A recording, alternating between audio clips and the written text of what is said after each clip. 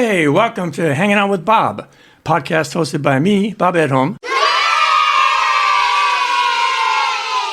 Thanks for joining us, and let's get started. Well, on this podcast episode of Hanging Out with Bob, we're going to talk about the music of Tom Petty. And joining me to talk about this legendary rocker is a friend of mine who, I'm convinced, is one of the most knowledgeable persons around when it comes to anything that pertains to Tom Petty. He's Brad Johs, last name spelled Johs. Brad Johs. I've been waiting a long time to get together with Brad to record this podcast episode, but he's here with me now. So Brad, thanks for braving the afternoon rush hour traffic and enduring the sunny, hot, and muggy weather just to be here. And welcome to Hanging Out with Bob. Thanks, Bob. It's my pleasure to be here. Just a quick bio on Brad Johs. He's originally from Fargo, North Dakota. He's a graduate of North Dakota State University. Go Bison. And what's the other thing you say? Cows and plows. Yes, okay. It was originally an agriculture college, so we call it cows and plows. I like that. Brad and I have known each other for about a quarter of a century. We met while both of us were working at the Prudential office in suburban Plymouth that was located at the southeast corner of Interstate 494 and Bass Lake Road. While Brad and I worked together, I learned from the get-go that he and I were into music. And when Brad first started talking about Tom Petty, I knew right away that he was the man to ask if you had any questions about Tom Petty. Sadly, the jobs Brad and I had at Prudential were eliminated in June of 2003. In fact, that Prudential office in Plymouth, where we worked, is even gone now. All that land that Prudential owned there was sold, and the building was torn down over the winter and spring of 2024. Now, all kinds of things are being built on where that office used to be. Apartment units, a grocery store, a medical facility, restaurants, a convenience store, gas station, and so on. There's an entirely new look to that site. But fortunately, Brad and I have managed to stay in touch in the years that followed.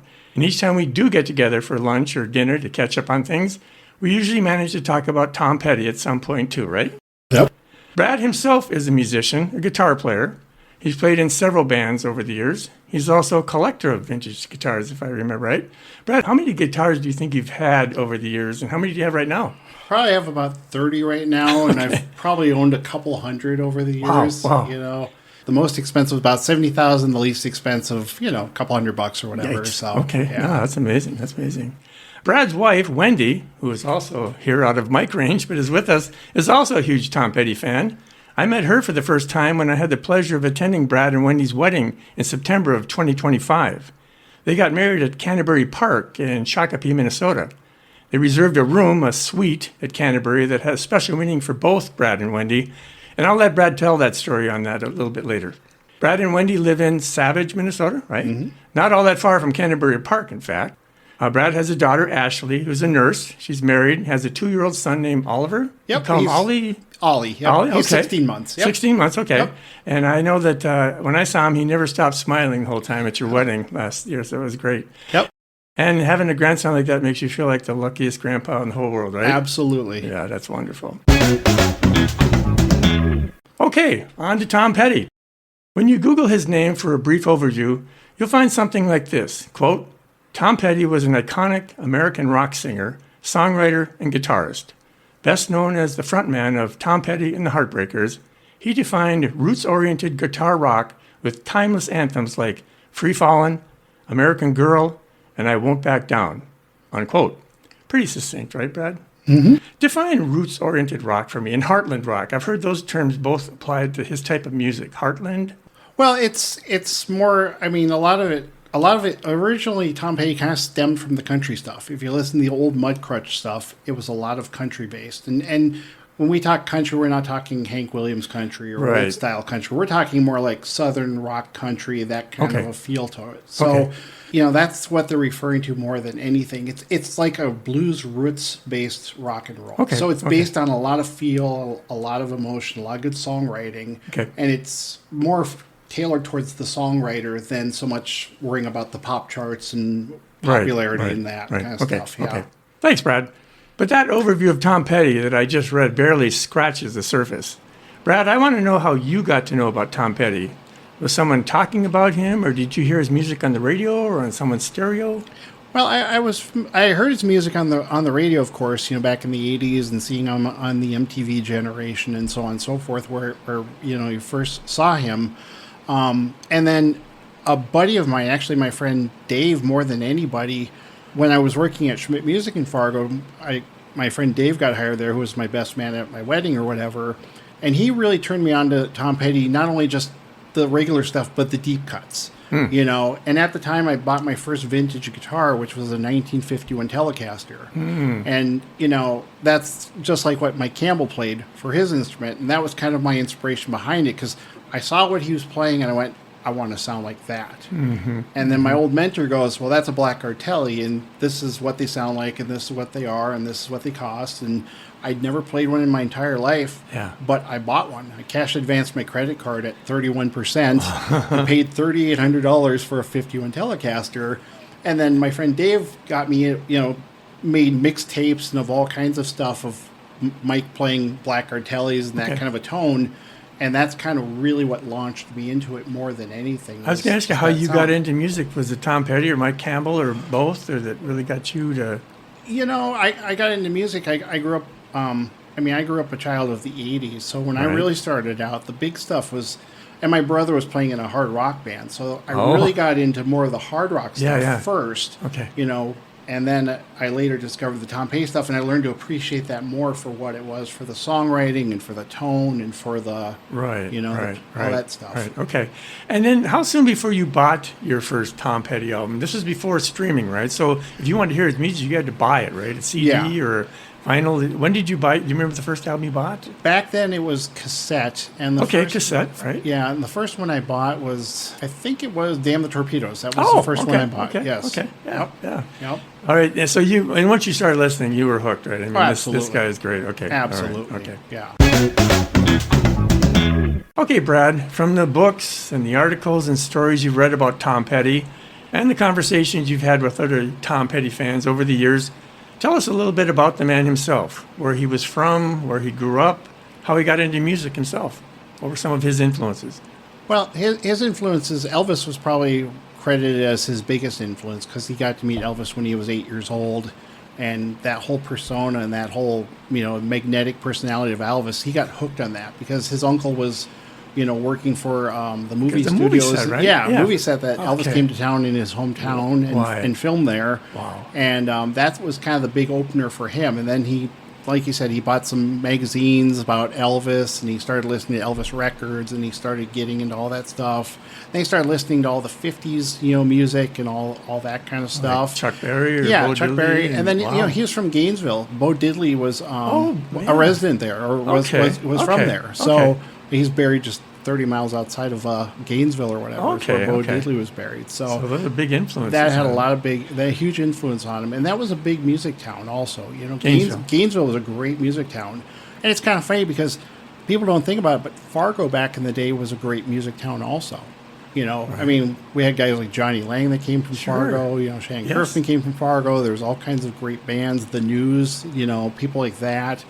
Those guys all came from Fargo, and so that was it's 30 below most of the year there. You really just focus on playing music. Stay warm inside and listen to music. Exactly. But in Gainesville, he had all those influences of those blues artists and so on and so forth. But then he also grew up in a music town where Don Felder was teaching guitar lessons at the local music store. From the Eagles. Oh, yeah. Okay. Then Bernie Leadon was from there. Oh, okay. And that was the original guitar player from the Eagles also. Yeah. And then it was a college town. It was a music town. There was Don Felder from the Eagles. There was Bernie Leadon, the original guitar player from the Eagles, was from there. Tom's original band with Mudcrutch was Tom Leadon, which was Bernie's brother. And then the cool thing about Gainesville is every year now, since he passed, they have a birthday party every year. And, it used to be end of October. Now it's about middle of November or whatever because of the hurricanes and stuff. Right. But every year they have a music festival there. And there's a lot of local artists. Some of the guys he played with Mudcrutch perform there.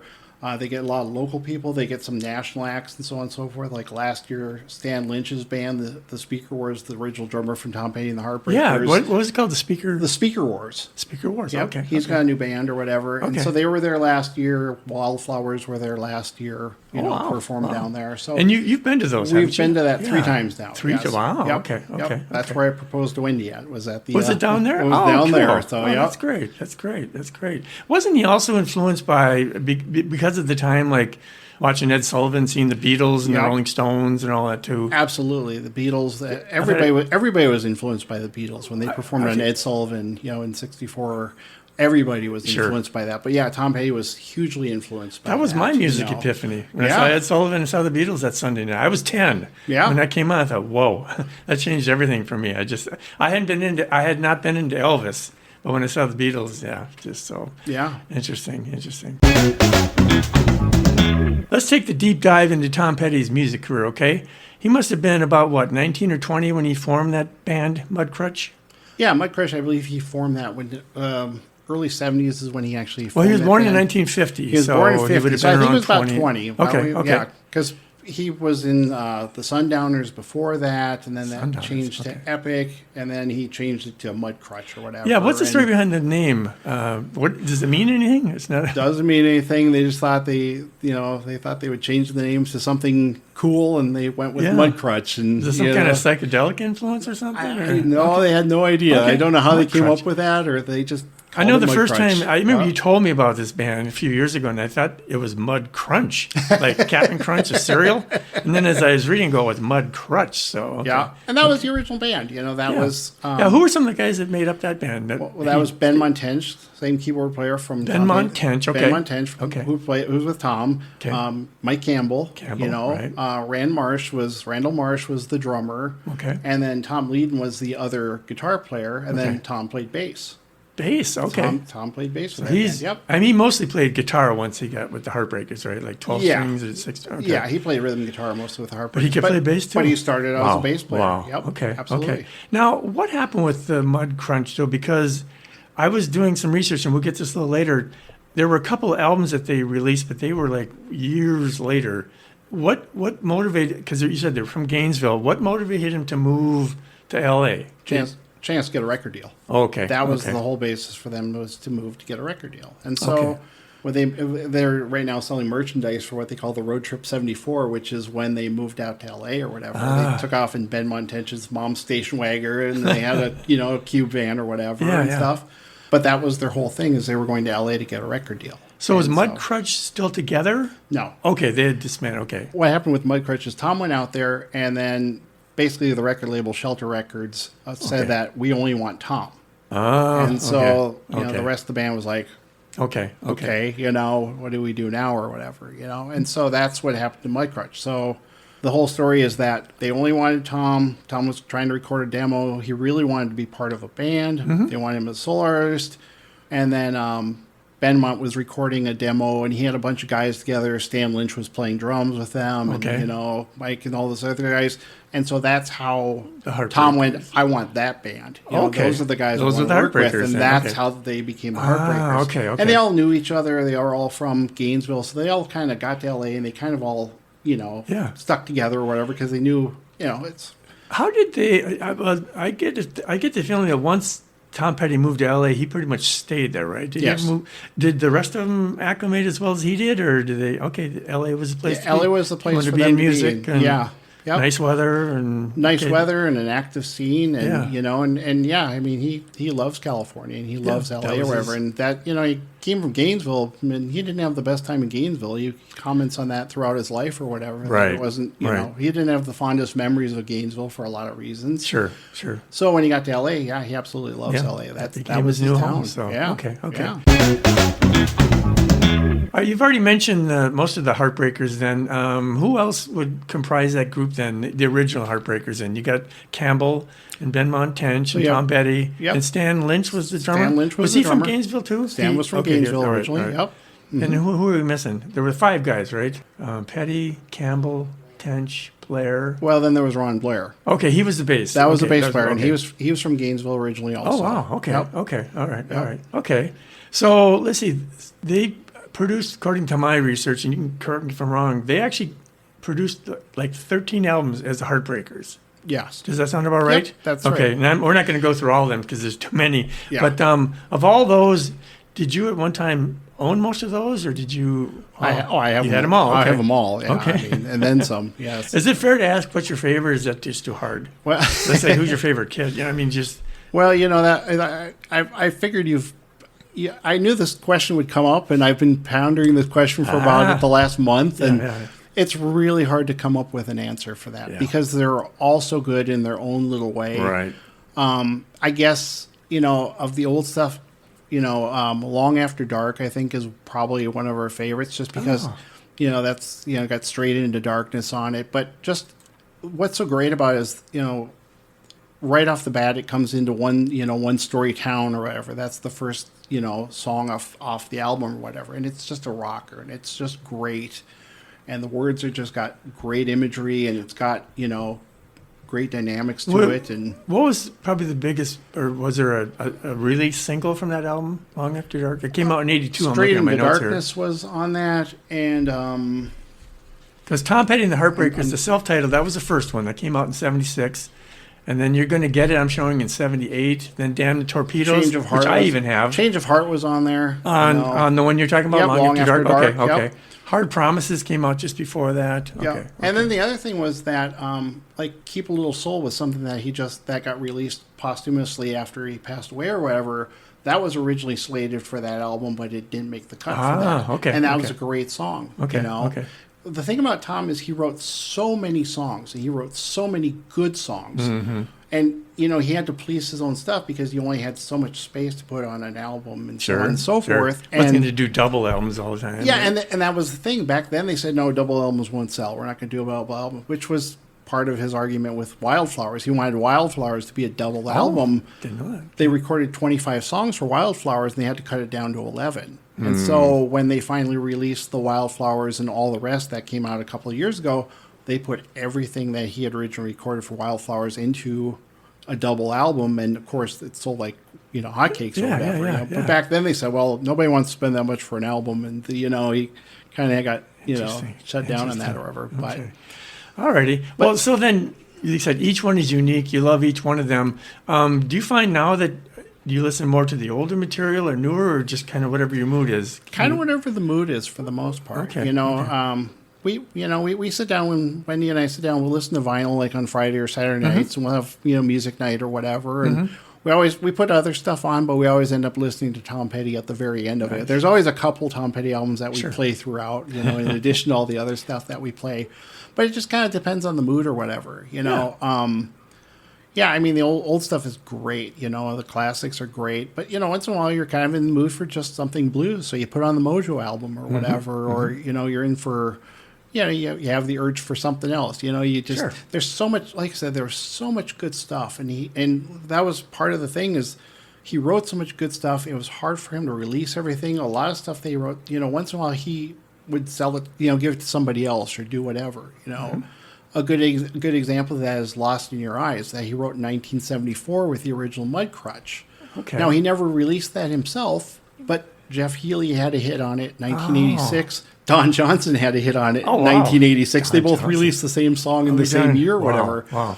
And it showed how advanced and how good his songwriting was at the time for such a young guy. Yeah. He was that far ahead of the craft or whatever. Yeah. But he didn't think it was good enough or it was right for the band or for whatever, so he never released it himself. And unfortunately, with a lot of artists, everything they record, they release, which isn't necessarily the way to do it because not everything is good, and it's just, that's the frustrating thing. Where he was the opposite. He recorded all kinds of great stuff. He had too much good stuff, exactly, Interesting. And he's going to have stuff for years to come. Sure. They're going to find stuff and redo stuff and remaster stuff and, Yep.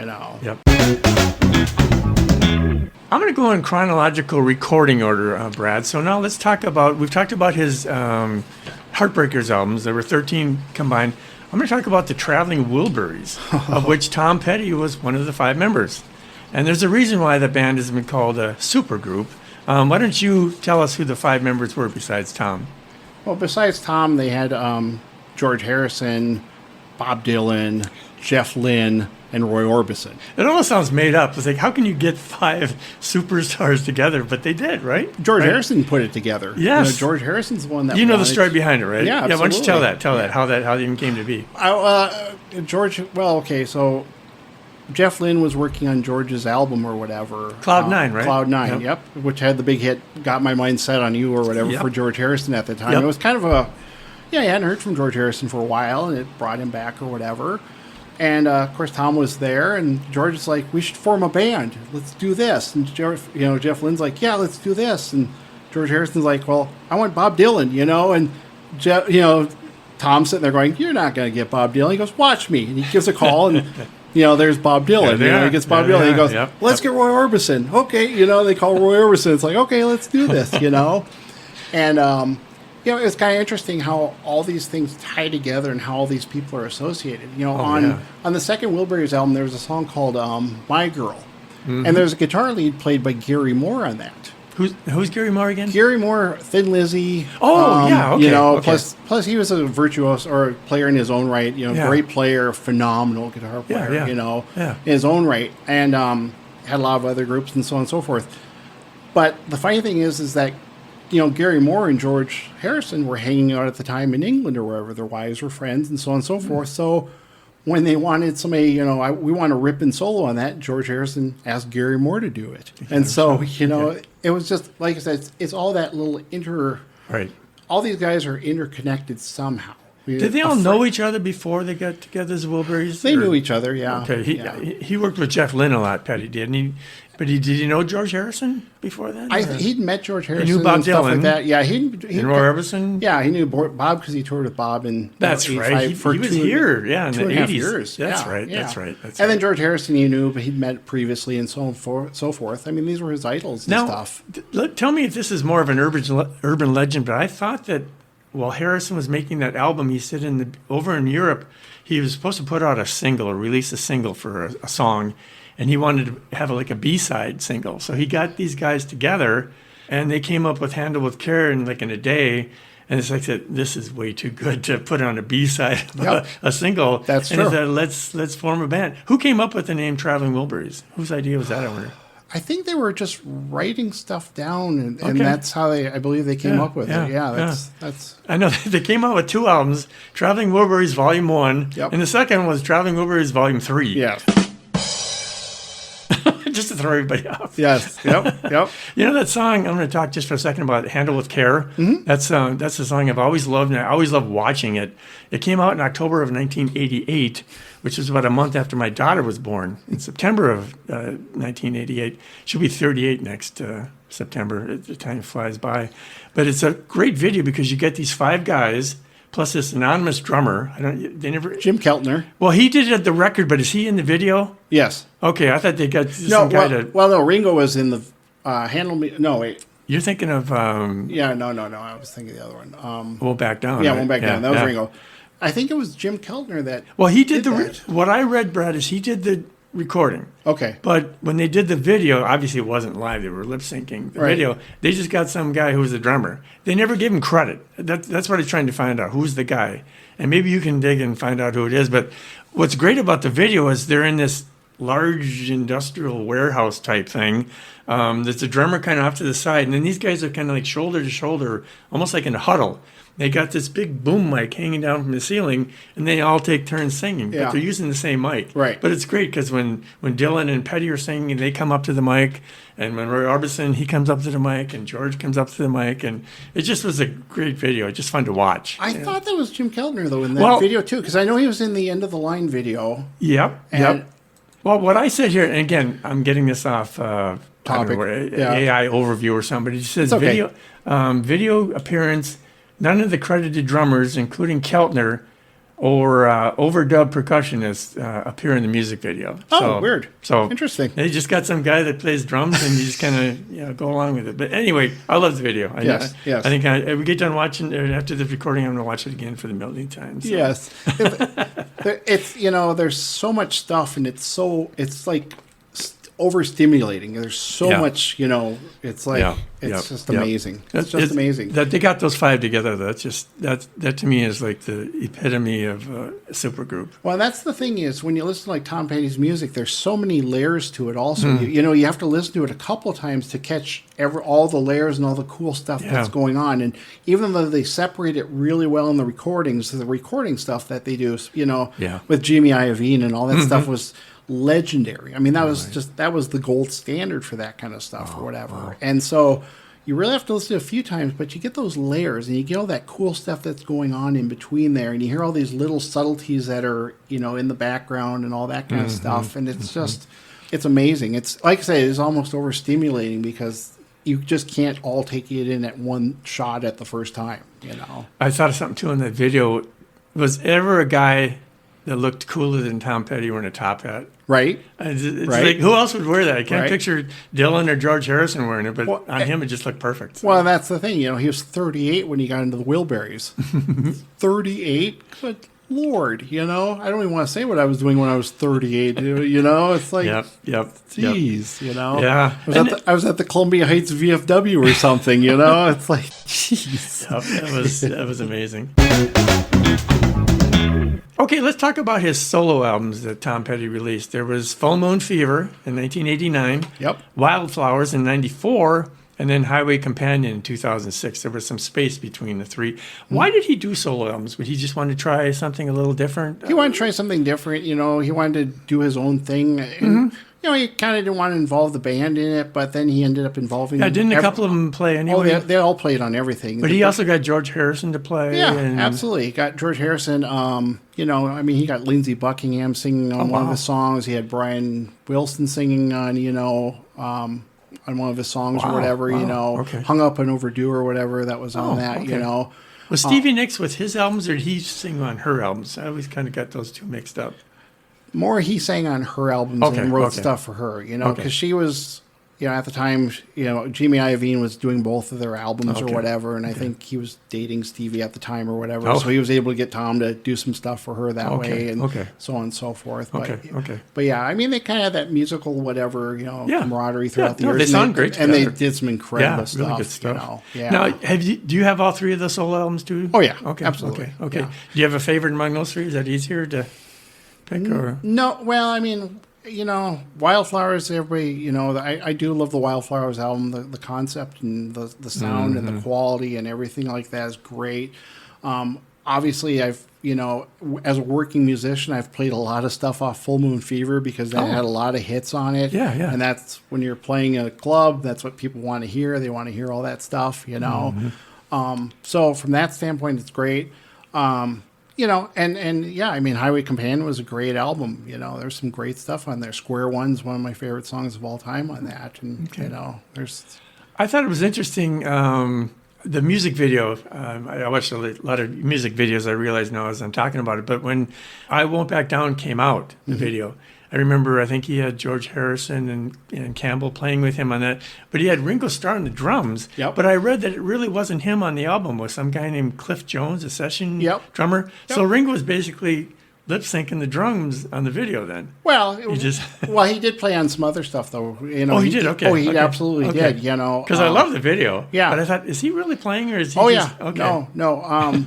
Yeah, because there's a cut off the Wildflowers and all the rest or whatever where Ringo is he has Ringo count him in or whatever. Okay. And so he had Ringo counting him in on Wildflowers. So if you hear it, he starts out and he kind of screws up a little bit. And he goes, he laughs about it. And he goes, Ringo count me in. So Ringo counts him in 1, 2, 3. He starts clicking him off or whatever, and Ringo starts providing the beat for that or whatever. Okay.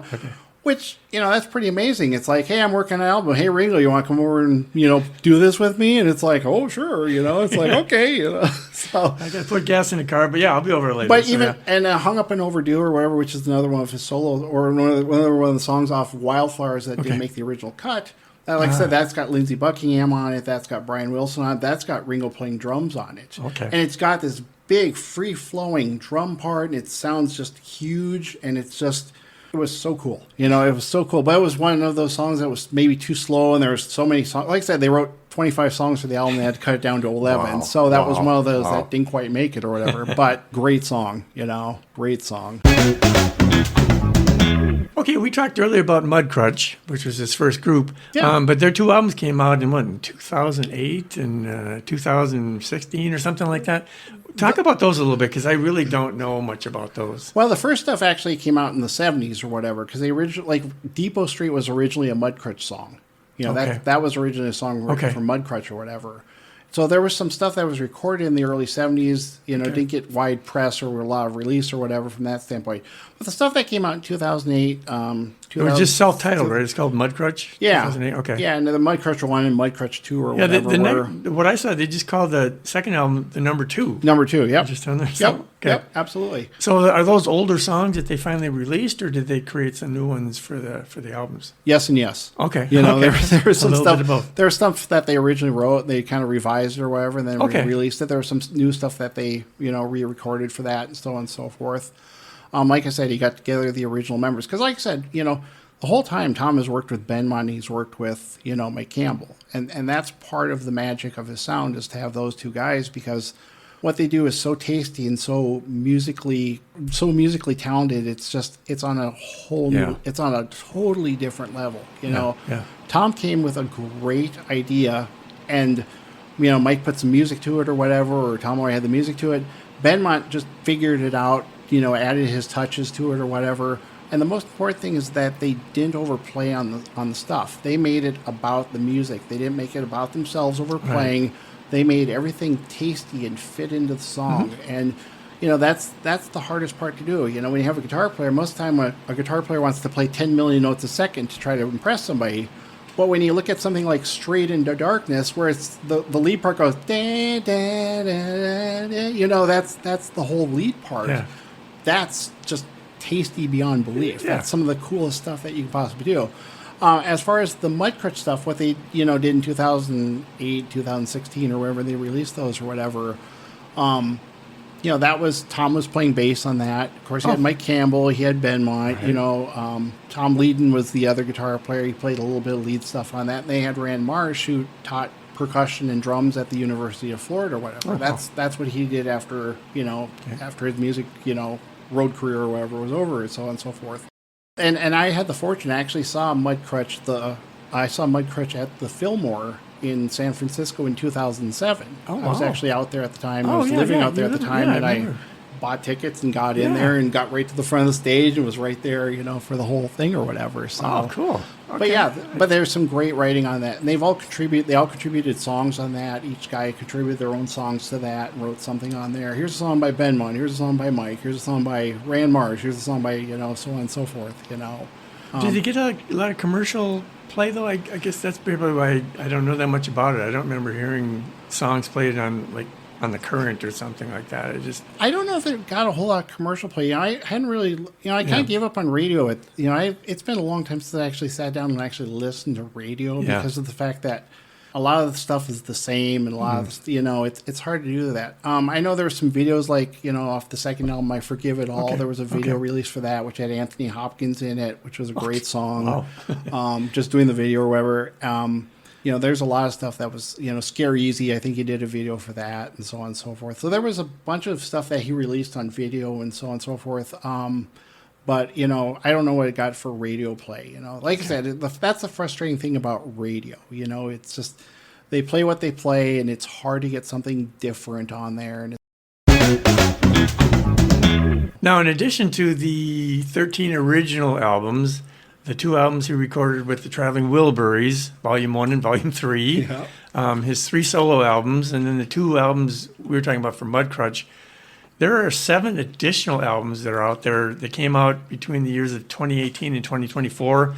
And are those more like kind of like greatest hits type things? Yeah, they're compilations. Okay, it wasn't a lot of original stuff. Well, especially when it was released. Well, it's compilations, and it's stuff that was not previously released. Okay. So there's stuff that didn't make this album or didn't make that album or whatever, but they released it, like the playback box set that came out like 96 or 95 or something like that. You know, there was stuff on there that hadn't originally been released, and so he put it out at that time or whatever. Do you 'cause own that's- any of those? Oh, yeah. Okay. Oh, Like yeah. the list I'm saying says An American Treasure 2018, The Best of Everything, Wildflowers and All the Rest, Finding Wildflowers, alternate versions, excuse me, Angel Dream songs and music from the motion picture She's the One, Yep. Live at the Fillmore, 97, and Long After Dark, Yep. deluxe edition. So those were the ones they listed as the 7th edition. Okay. Yep. Absolutely. Okay. Okay. And that was, like I said, when the Wildflowers they put out the deluxe box set that had everything that was, the 25 they had originally planned to record. Okay. The American Treasure box set, that was, put out.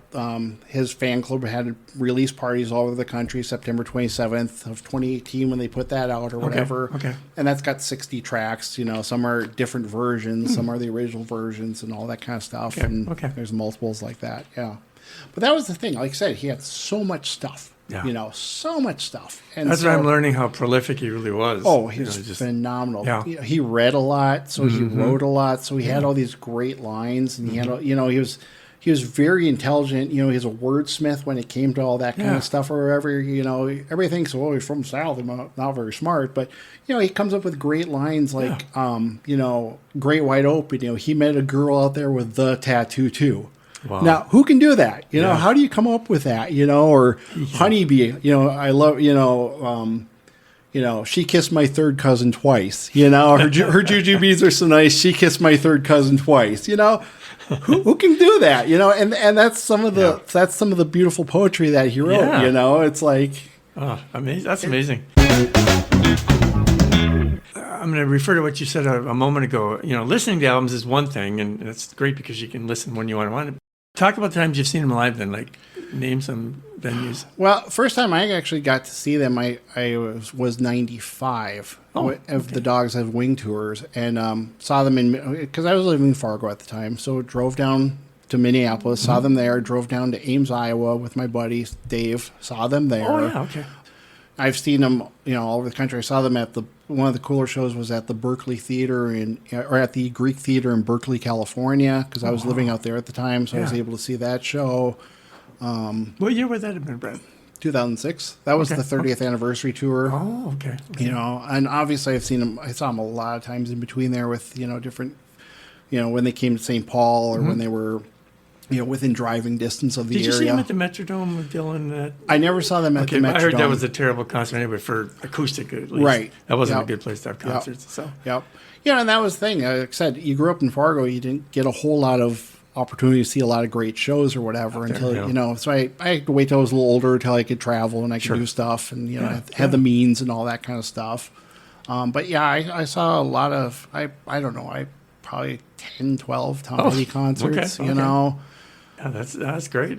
Would you know like your favorite one? The one they're all so it's like good, trying to say what's the best album. Each one was special. So yeah, I mean they're that's one of those things where if you knew how things were going to end up, I definitely would have gone to a lot more of them. And it's just it's Oh, that's cool that you've seen that many times. I didn't realize you'd seen him that often. That's great. So yeah, I've been lucky to like I said, I saw a lot of Tom Petty. I saw Tom Petty. I saw Mud Crutch. Mike Campbell has a new band called Dirty Knobs. I've seen those a bunch of times. I mean, so I've been fortunate enough to see all that kind of stuff and be Oh, for sure. Tom Petty sold over 80 million records worldwide, according to my information. I'm just going to list some of these hits, and you know these like the back of your hand. But the Heartbreakers hits, I'm thinking like American Girl, Don't Do Me Like That, Refugee, The Waiting, Don't Come Around Here No More, Learning to Fly. And then with the solo albums, I Won't Back Down, I think of that one right away. Free Fallin', huge song. You Don't Know How It Feels. I remember when that song came out, there were some stations that wouldn't play the words correctly because it's something about roll another joint. Yeah, roll another joint. And they made the joint sound like noise. It was like it was like a nonsense word. Oh gosh. And then along with those millions and millions of records that he did sell over the decades, he also received numerous awards, honors, and recognition. I was surprised to learn he even has a star on the Hollywood Walk of Fame. Have you seen that? Oh, we've been there many times, taking a couple pictures at that. So yep. And then he's in the Rock and Roll Hall of Fame, the Heartbreakers. Yep. And he's in the Songwriters Hall of Fame, which, given all you said, I can see why he would be named to that as well. And then he won a really nice award Well, it was 2017. It was called the Music Cares Person of the Year. It was a combination of music and philanthropy or something. Yeah, absolutely. Each year they give it to a different artist. I'm sure that must have been a big thrill for him as well. Well, he was good friends with Norm Harris, who owns Norm's Guitars, Norm's Rare Guitars in California, which was the vintage dealer for all the stars or whatever. He's been doing it for 40 plus years or 45 years or how many years it was or whatever. And Norm works a lot with the Midnight Mission in Los Angeles or whatever, which is, the homeless shelters and stuff like that. Yeah.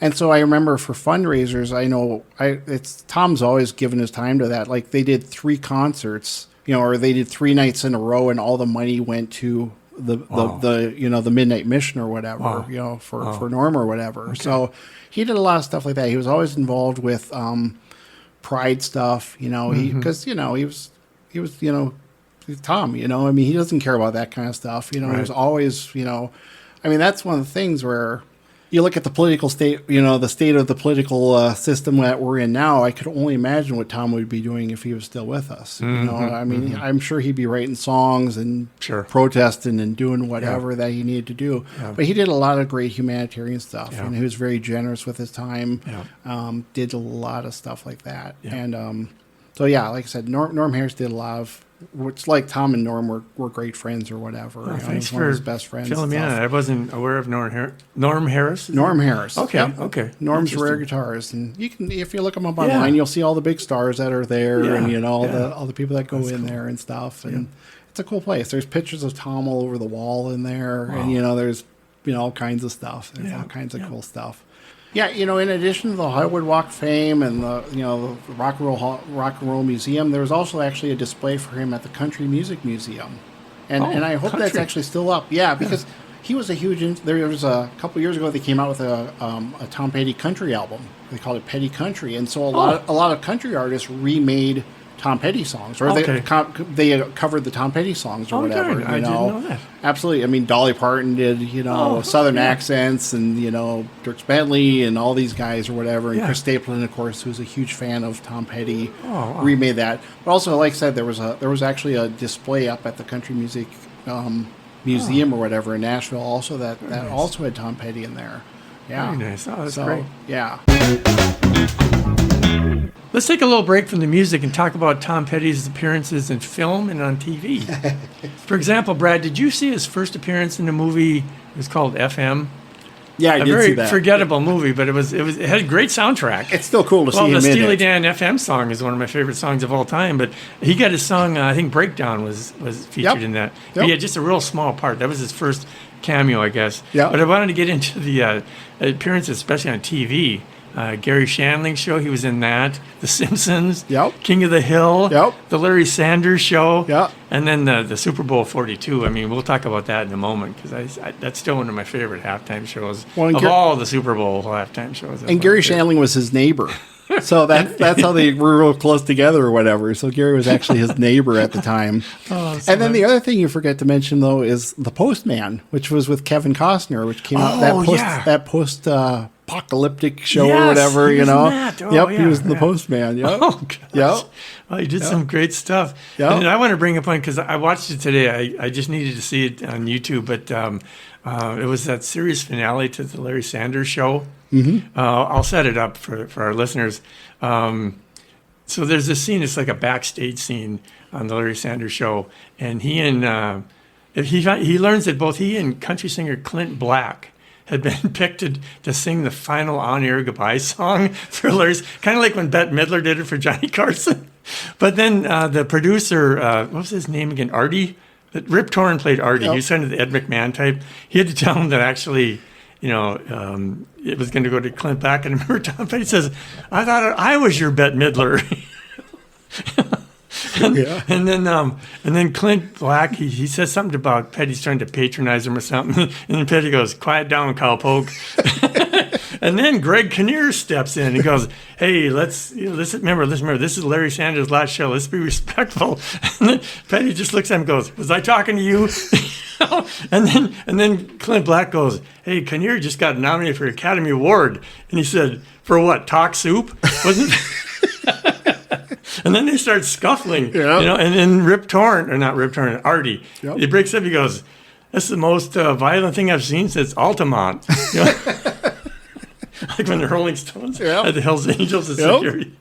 And then Petty goes to Artie goes, then you don't need me. You already got Roy Rogers here. That was Clint Black, Roy Rogers. Yeah.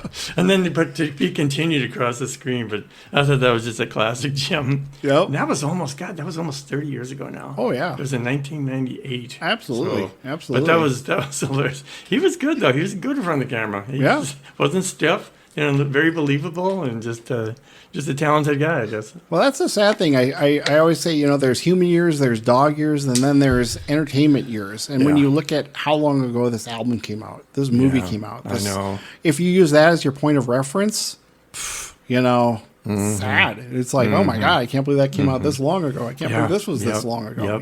It's just, and you look back at where you were in life at that time, and it's like, yeah. Oh gosh. Yeah. My daughter was just a little girl then, and it goes back a long way. So. But that's the thing, you buy these old albums, you throw them on, and then they take you back to that point in life also, and that's part of the joy of music and so on and so forth, and vinyl, and listening to that old crackly album and stuff like that. I like the hisses and the pops. Absolutely. They should put out CDs to just stick that stuff on there so you can hear pops and hisses. Right. Or it stops or it repeats. Right. It gets stuck on some dust or something. Just keep saying the same lines. Or you're on your second album because you wore the first one out or whatever. You played it so many times, or I remember I kept some albums in my car one day on a summer day, and it actually warped my albums. Oh yeah. And I remember putting the album on the turntable, and it played it, but you could see the needle jump up and down. Oh, hilarious stuff. Yeah. So. Okay, I'll put it off long enough, Brad, but we need to talk about something I wish hadn't happened. Tom Petty passed away on October 2nd, 2017 at age 66, just 18 days short of his 67th birthday. It was due to an accidental overdose of prescription medications following years of battling various health issues. But it should be noted that Tom Petty continued to tour and record until his tragic passing. Wasn't he literally touring on that 40th anniversary tour like a week or so before he passed away? Yeah, his last show was September 25th of 2017. Yeah. Wendy was actually at that show, and oh wow, yeah, and then where was it, Wendy? Hollywood Bowl. Oh, okay. Wendy's off mic. She's in Hollywood Bowl. Okay. Yeah, so he did 3 shows there at the Hollywood Bowl or whatever, and then that was wrapping up the 40th anniversary tour. Well, the thing is, from what I understand, and my understanding is that he had a fractured hip when he started the tour, and then by the time the tour was over, he had a broken hip. And so he was on a lot of meds, medication, and he was, you could see when he was trying to get up the stairs, it's like you could tell there was something wrong. You see these videos, it's like, oh my God, I can't believe he's doing this or whatever. Wow.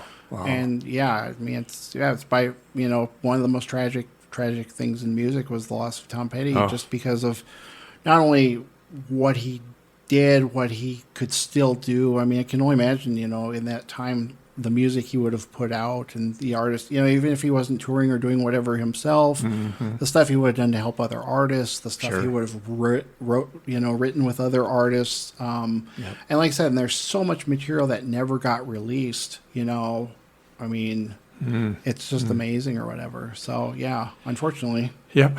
Well, for the record, Tom Petty passed away at 8:48 p.m. Pacific time on Monday, October 2nd, 2017, which would have been 10:48 p.m. here in the Central Time Zone and even later on the East Coast. So it was probably the next day, Tuesday, October 3rd, when most of us got the news. I know it was for me. I found out Tuesday on the radio or whatever. But do you remember, as big a fan as you were and still are of him, where you were when you first learned that he had passed away? I was in Baltimore, Maryland. Baltimore. I was out there for my job. I had just gotten hired for a new position or whatever, and I was out there for 3 weeks of training. And the thing is, when Tom passed, it was, first they said he passed, then they said he was alive, then they say he passed, then they say he was alive, and it wasn't confirmed right away, or it was kind of going back and forth or whatever. But I ended up I went to I was out there. I went to the Hard Rock or whatever, and there was a display for Tom Petty sitting there, and I sat there and Cried. Yeah, I had a few drinks and cried, and Yeah. and we're on my employer's dime, and it's like, Yep. but it was and all my friends all my band guys were texting me, and I'm so sorry, and Sure. I mean, it was by far the worst day ever. That was a tough one. I remember on that Tuesday afternoon, it was October 3rd, I went to Keegan's Irish Pub. Yeah, I think you went there once with me. Yep. That was my local. Yep. And I remember that afternoon, there were all these fellas sitting at the bar, and we're all talking about that. And the bartender, his name also happened to be Tom, but he was just playing Petty the whole time. And we're just sitting there drowning our beers and Guinness and listening to talking about Petty. So well, it was funny because yesterday we went to Cub, and I had my Tom Petty shirt on or whatever, and then I was loading stuff in the car, and the guy gives me a thumbs up. He goes, "Tom Petty, man, what gone way before his time. What a terrific, horrible loss." And I said, "Absolutely." I go, "Man, that's the worst ever." Mm-hmm. So this long 9 years past or whatever now, it's still I know registers with people, and still people Right. I mean, it's right. I can remember you used to post stuff like on the anniversary of his death, like absolutely. 4 or 5 years later. You were still saying, "Can't believe he's gone." I still do. It's just It's tough. It is tough. Like I said, it was one of the greatest, in my opinion, it's one of the greatest losses in rock and roll. Everybody, because like I said, what he contributed, what he did, and so on and so forth. And what he still had left. I mean, if he could have gotten his hip fixed, who knows? Oh, So, absolutely. I want to do a quick sidebar, Brad. I want to talk about Tom Petty's lead guitarist with the Heartbreakers, Mike Campbell, which you've mentioned before already. But I knew you saw him recently in downtown Minneapolis with his band, Mike Campbell and the Dirty Knobs at the Pantages Theater. Mm-hmm. First of all, how was the concert? And second, where do you think Mike Campbell should be ranked among the greatest guitar players of all time? Well, Mike Campbell, concert was great, by the way. And Sarah Guthrie, the granddaughter of Woody Guthrie, and daughter of Arlo Guthrie, I think that's the order of them, was open the show or whatever. Yeah. And she was very good too. She was entertaining to watch, and she was a true folk songwriter and continuing on with the tradition. So that was great to see. As far as concert was phenomenal. How long did you play? A couple hours? Oh, hour and a half, I suppose. Yeah, something like that. About an hour and a half. Okay. That's pretty standard. The year before, we saw them with a band called Blackberry Smoke. We saw them at the Ryman in Nashville or whatever, where they opened for Blackberry Smoke, played about an hour and a half, then Blackberry Smoke came out and played about an hour and a half, and then they came out and played about 6 Tom Petty songs together or whatever at the end of the show, But yeah, the concert's phenomenal. I mean, it sounds great. I mean, he's got top-notch musicians with him. I mean, he's got Lance Morrison, who's the touring bass player with like Don Henley, and was on all kinds of different albums, was on Lance Morissette's album. Top-notch guys. He has Steve Ferroni now playing drums with him or whatever. Steve Ferroni took over for Stan Lynch, right? We didn't mention. Wait, yeah, Steve in the Heartbreakers. Yes, in the Heartbreakers, Steve Ferroni took over for Stan Lynch, and then they had Matt Laug or whatever. That was the drummer with the Dirty Knobs. He's out touring with AC/DC, is who he's playing with. Wow. So, and then they brought in Ferroni. Now, originally when the Dirty Knobs formed, it was actually originally Ron Blair, Steve Ferroni, and Jason Snayer over, and they're like. He's like, well, you can't, too many members from the Heartbreakers or whatever. So that's when, Ferroni stepped out and he got different musicians or whatever. But that's originally the Dirty Knobs was just a side project that Mike was doing when Tom wasn't touring. Mm-hmm. And they'd play a few shows in L.A. Like they played a couple concerts after the NAMM show, which is a big music trade show. Mm-hmm. And so they would play some of these private parties afterwards. And that's where I first saw them, like as early as 2007 is when I would see them in these little venues or whatever there and stuff. But to answer your question, where's Mike Campbell sit as guitar player? Where would you say he should be ranked? He should be ranked. As far as he's by far one of the top guitar players, and it's not from, like I said, a lot of guitar players will play 10 million notes in a second, and they'll do whatever, and they'll, and that's, like my old mentor used to tell me, he goes, people used to think fast is good. Well, no, fast isn't good. Fast is fast. Mm-hmm. What makes Mike such a great guitar player is he always plays what fits, And it can be the simplest lick, it can be a complicated lick, it can be whatever. But whatever he's playing fits musically. It's not coming from his head, it's coming from his heart. And he's not trying to show anything off, or he's not trying to do whatever. And so that's the thing about Mike. He's got the feel and the taste and the tone. And that's something you can't teach, Taste you can't teach, When you show up in a guitar, when we saw him at the Hollywood Bowl a couple of years ago, when the Dirty Knobs were down there in Nashville or whatever, he goes, I bet there's a lot of guitar players in this room. And everybody's like, yep, But he didn't change what he was doing. He still kept it tasty, and he still kept it clean, and still, it was all about the song, and it was all about the feel, and it was all about playing the right note. And if it's one note, he played the one, if it was only one note that needed it, that's what he played. Yeah. And that's such a great thing, and that's such a hard thing for a lot of people to understand, or for a lot of guitar players to understand, and so on and so forth. Because, like I said, they think fast is good. Well, we look at all these virtuoso, Joe Satriani and Steve Vai, and those guys are great at what they do, and so on and so forth. But there's no way they would survive playing in a Tom Petty band, because even though the licks they're playing would be simple enough to play, they wouldn't play it with the same feel. They wouldn't have the same emotion behind it. They wouldn't have the same release, and so on and so forth. So it wouldn't sound the same from that standpoint. But Mike Campbell's way up there towards one of the best guitar players in the world, like I said, because of what he does tastefully and so on and so forth. He toured with Fleetwood Mac. Wow. A couple years ago. He's worked with Don Henley too, hasn't he? Oh, absolutely. Yeah. Absolutely. Boys of Summer, he wrote that song originally, and then he offered it to Tom. Tom passed on it, and Don came up with a bunch of lyrics and said, here's what we got, and it was a phenomenal hit for them. It was, and that's another example of how tasty Mike's playing is. You listen to the, how he plays a solo, da, da, da, da, just real smooth, real cool, just fills it perfectly for what he's doing. And like I said, that's hard to do, and that's hard for, more guitar players tend to appreciate that. It's kind of like when you listen to David Gilmour. He's not playing anything super fast or super flashy. What he's playing is tasty. It fits the song, and it's really cool, and it's tasty. That's the same thing with Mike. What he's playing is really tasty, and it really fits. Yep. So, he's way up there, Like I said, when I saw him with Fleetwood Mac, he was playing the Fleetwood Mac parts, playing the lines, and so on and so forth. It had better guitar tone than what, it did with Fleetwood Mac or whatever. And it had more feel than what was played, like, through Lindsay or whatever, And I know Lindsay fans are going to kill me or whatever, but the way Mike played it was so smooth and such a good feel. And it was interesting to see him playing a whole nother band's entire song list and so on and so forth, from that standpoint. Mike always likes to do a surf song. Every time he does a show, he always does like a surf song, either with Tom Petty or with the Dirty Knobs. He always loves playing some sort of a surf song. Oh, wow. And he loves that kind of stuff. And that's what he grew up on also. Learning the old Ventures and stuff like that, great. Yeah, it's great. Well, now at long last, Brad, tell us how the music of Tom Petty brought you and your wife Wendy together, and why you selected that party room at Canterbury Park as your venue to get married. Well, like I said, the night, Tom Petty's official fan club is called Tom Petty Nation, and they're on Facebook, and they got 60, 70,000 members right currently or whatever that are part of the fan club.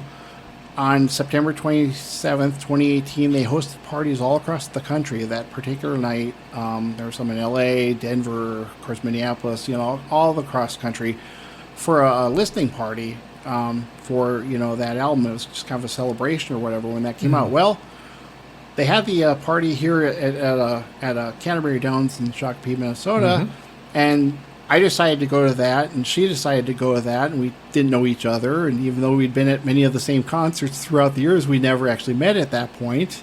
And so that's where we actually met, was at this concert and or at this venue or at this event or whatever. Yeah. And so I thought, well, we'll go here, what the heck. And I took a chance, with the help of a little Jack Daniels. I thought I would, take a shot and, go up and introduce myself, and then, like I said, we've been together ever since. And when we got married on September 27th, 2025, exactly 7 years later, the room that we got married in was the exact same room where I met her in, and that's where they had that party. Nice. And it was supposed to be it was intended to be a rock and roll wedding, for more of that, but it ended up being more of a Tom Petty themed wedding than, anything else, Right. But, because we started doing this, and it's like, okay, well, let's do this. And let's have the cake say some sayings from Tom Petty. I have some of the song quotes and so on and so forth. And so, I had my Tom Petty T-shirt on and my jeans and my black coat, and everybody showed up in their favorite rock T-shirt and their pair of jeans. And, right. No, this is a fun wedding. I loved it when I opened the QR code on the wedding invites you guys had sent to me, and it said on there, I'm going to read it because I thought it was really clever. There is no need to be formal. Please wear your favorite band shirt in support of our love for music. I thought that was a great idea. When did you guys come up with that idea to just say wear band shirts? Well, okay, so I proposed to her. I'm stumbling. I proposed to her at the Tom Petty weekend, just a few months early, a few months earlier or whatever, in Florida or whatever. Yeah.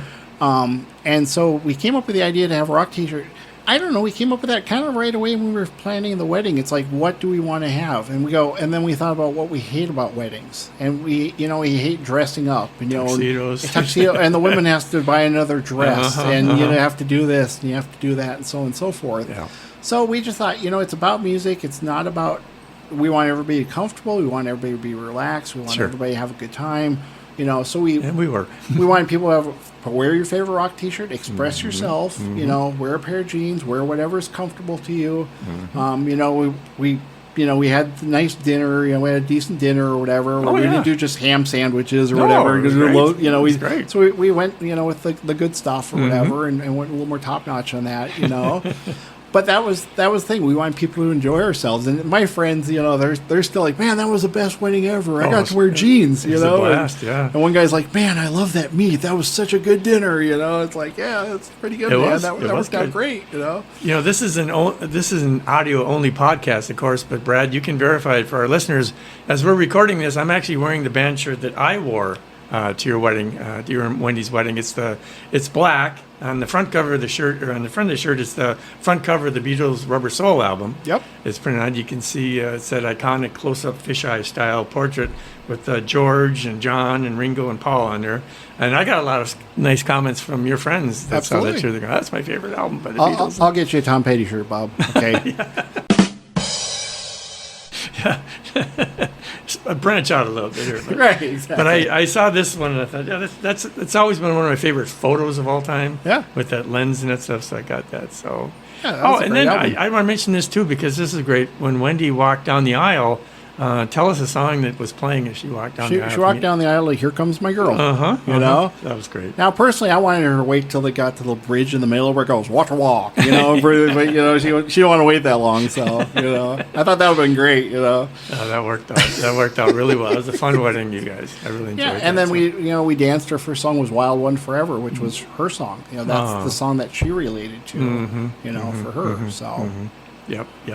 Well, I know you said, I asked you this earlier, but you said it's hard to say you've got one favorite album or one favorite song, but say you had to, for whatever, you could only listen to one album or one song ever again from Petty, what would you want it to be? One album? Well, like I said, kind of like Straight After Dark, because it's got a little bit of everything. It's got cool rock stuff, it's got some feel, like I said, one thing is, Straight in the Dark, he's got so many great lines, and one of the great lines was from Straight in the Darkness I actually used in my wedding vows, Oh, I didn't know that. Yeah, real love is a man's salvation. The weak ones fall, the strong carry on. Oh, wow. And so that's one of the great lines that was in there. Southern, Rebels by Southern Accents, that, for some reason, that song just kind of resonates with me. I don't know why, It's another great line. I got 1 foot in the grave, 1 foot on the pedal. I was born a rebel, And that kind of goes back to some of the crazy stuff, when you're younger and some of the stupid stuff you do and stuff, So that's part of the fun. That's one of those great songs that really resonates, Yeah, it's hard to say because, like I said, it's whatever emotion kind of grabs you at that particular time. And so there are certain times where a certain song really does grab you, or a certain album really does grab you, depending on what's going on in your life. Mm-hmm. And that was part of what was so great about Tom, is what he wrote was what was going on in his life also. They talk about, echoes and stuff like that. They always say that's the divorce album, and that was, he was going through that tough time and so on and so forth, and addiction issues and so on and so forth.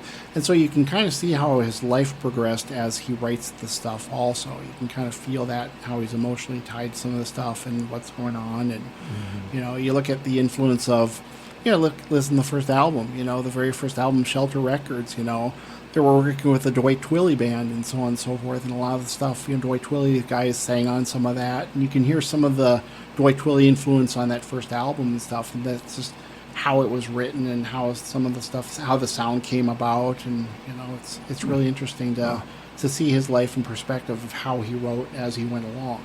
And that's the thing about being a real songwriter too, which is what something Tom was great about. He actually wrote real songs. He wrote from the heart. He didn't think, well, how's this going to sell? How's this going to go? What's going to happen? From this standpoint, he wrote what he was feeling, and he recorded what he was feeling. And not all of it made all the albums, but whatever he put down, it was honest and it was true with what was going on and with what he was doing.